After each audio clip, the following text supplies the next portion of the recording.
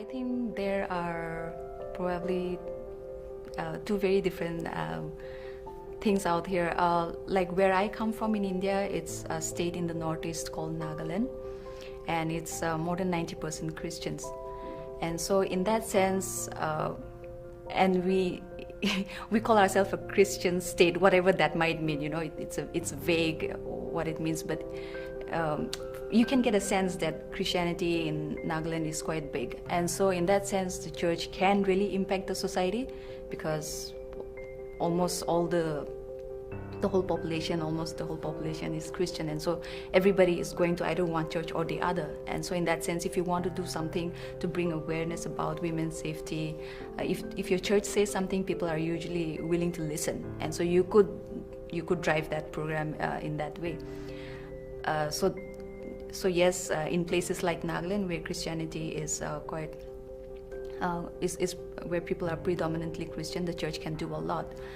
But India as a whole, Christianity is 2 point something percent.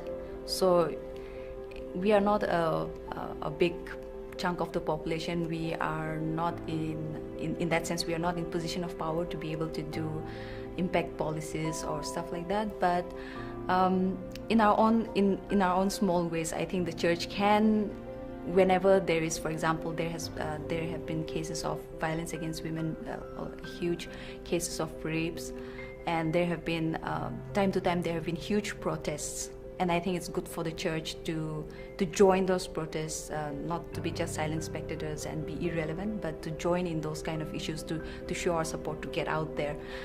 In terms of just spearheading the whole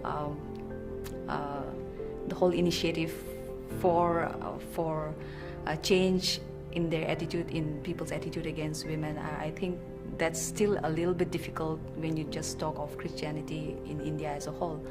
But in terms of joining in terms of raising awareness, whether it's by writing, by joining protests, by speaking to your own congregation, I think those are things that we could do. Yeah.